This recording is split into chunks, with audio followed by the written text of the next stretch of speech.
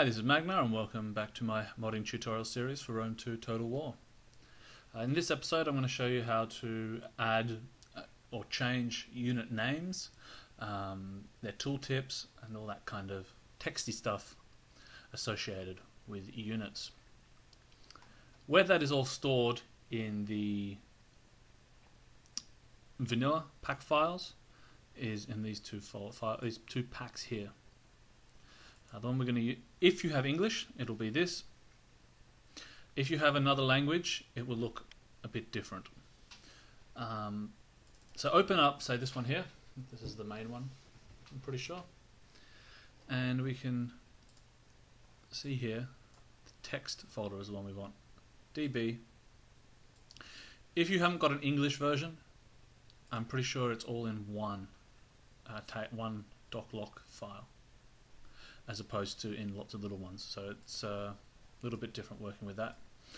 If you have an English version, you have the English pack files, local English, then you'll have it all broken down for you and it'll be much easier to find things. So to work with this, let's extract it first. So we'll right click on the text, extract the whole folder into our vanilla extracted folder.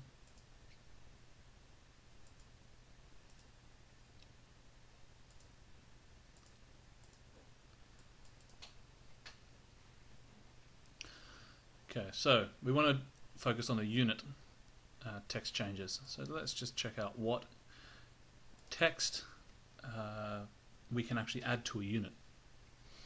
Now, where unit texts are assigned is in two places. We've got one here in the unit variants. We're under the name column. And what this links to, if we look in here, it will link to, go down to the bottom, units, land units. Sorry, it'll be linked to land units. And here we can see land units on screen name, Eastern Horse Archer. If we want to create our own name, because we've got two units here, let's just go and do it. I've already saved that exact table. Name it different to the vanilla table, otherwise you will overwrite the vanilla table. And prefix the name of your unit. So in our case will be, it's not the name of the unit per se, it's the name here in the name column for the unit. I like to keep it exactly the same, so I'm actually going to do that here. Copy this, paste it there, and of course save. Now I can use that. I'll just copy it for now, and we want to put our that name that we've got in this column after the prefix of land units on screen name underscore. So I've already done the Greek hoplites mag underscore tut, and it will be called tutorial unit, and that's already assigned to the top unit. The next one we're going to do for our unit we created a couple episodes ago. So we'll clone the row, and then we can just select here and paste. And we can call this something else, tutorial sword unit, why not? Again, we save it.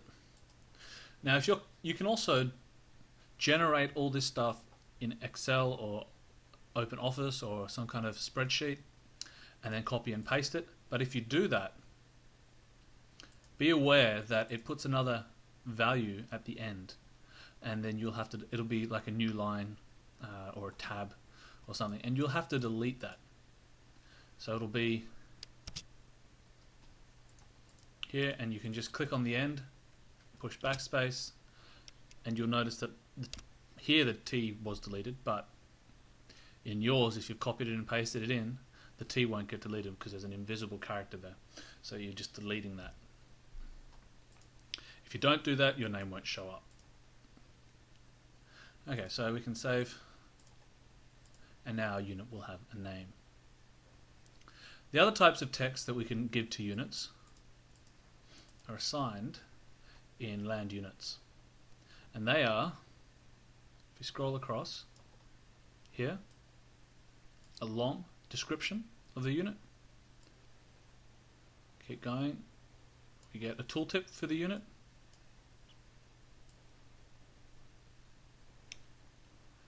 You can also have something pop up, I think, for strengths and weaknesses, which is assigned to the strength or weaknesses rather than as opposed to assigned directly to the unit. And those are the only other two texts we can assign to the unit. If we want to add these, so a long text, and the tooltip is called a short description text, we first have to add a database table to our folder. So let's do that now. Let's go from pack, we'll add it from the current vanilla.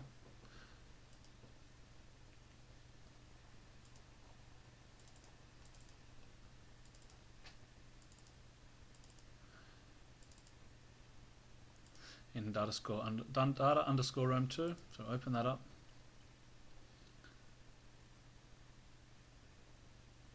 And we'll right click on the two tables we need, one for the long and one for the short, so they are both down in unit. Here, unit description short text, unit description, which one is it? I can't remember. I'm going to just add all three and see which one it is when we get into it. So we'll save it just to keep them. Long, that's the one, historical text, and this one is not used, so we can delete that. We don't need it. First thing, of course, is we'll rename our tables. Magnitude. Oh, not like that. Caps lock.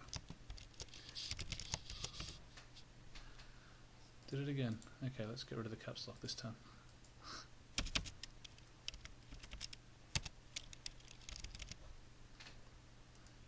And same for this one here.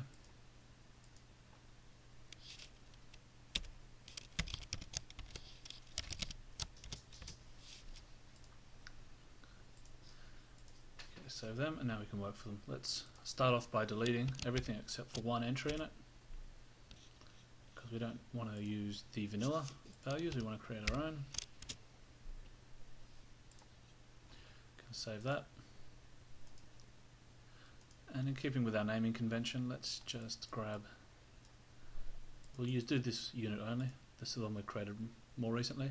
Copy that, and we'll add it to, just paste it over, and put the suffix long, just to differentiate it. We don't have to, but just lets us know what's what.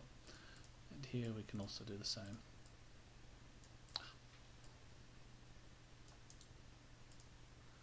Always copy and paste, otherwise you might make a typo.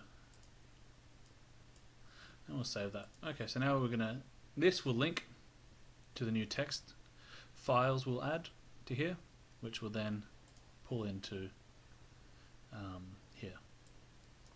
So while we're at it, we should also change these.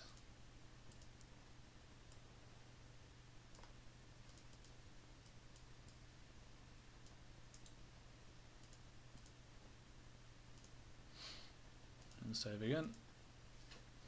And now we need to get those historical and short text. So we go back from pack. This time we're going to go to the local underscore en, or whatever your language pack is. And if you have foreign language pack, German or whatever, French, whatever, you probably just have one, and therefore you don't need to do this and add them again for each pack type you want to use. SD maps, common. So open this one.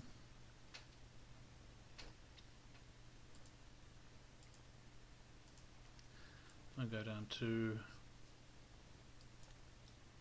description historical text.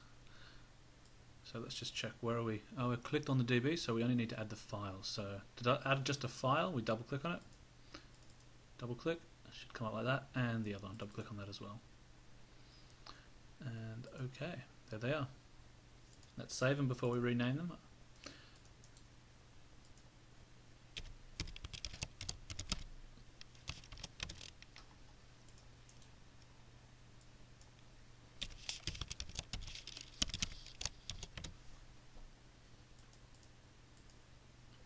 And then again, before we delete them, let's see what type of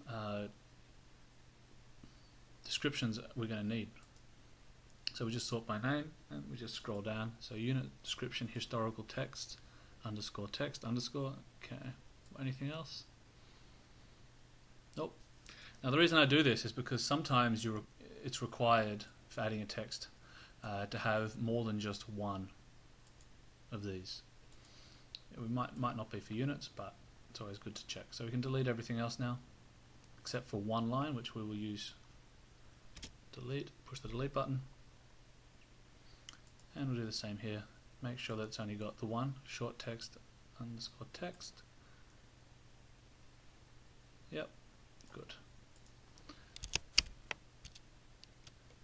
can push Control Shift and push the up key, it also works. And then Shift down to get one less, delete. Okay, we can save those. Now let's get the here. Now we know that they're both called this before the normal name, tooltip and long, so we can just copy that part, select in the middle, and replace the name with, there we go. And again, here, done. Now you can put some ridiculous text in there, whatever you want to write. Maybe you don't want to make it ridiculous, that's up to you. For me, I'm going to make it ridiculous. So this is a long description. This unit doesn't like to do much but sit and watch its own reflection. And pink. Oh no, this one doesn't have the pink pneumothorax, does it? So much for that. Let's just leave it at that. That's a long description. And this one, a short description. Try to keep it a bit shorter. I have a sword. That'll do. And we can save that. And now the description should show up in game. Okay, and here we can see the chariot unit card that we've added from the previous episode. Plus also, if we hover over, we can see our new unit name, total tutorial sword unit. Now let's, I think we have to get in game before we can check out the, we can't link to the encyclopedia because it ain't good, but we can add that to our game, Newly General, so let's check it out in game. And here's our ridiculous sword unit. Oh, look at that face. Very nice. Here we see our little short text, I have a sword, and the long text. I'm not sure where that is. I'm sure it goes somewhere. Anyway. Okay, so I figured it out. The long text is actually only used in the campaign screen, not in the actual battle. So in the battle you have the tooltip, I have a sword, and in the campaign we'll have the other one. I can't show you that at the moment because we haven't actually added our unit to any campaign buildings till after we recruited. But those faces are just ridiculous. Alright guys, thanks for watching and I'll catch you next time.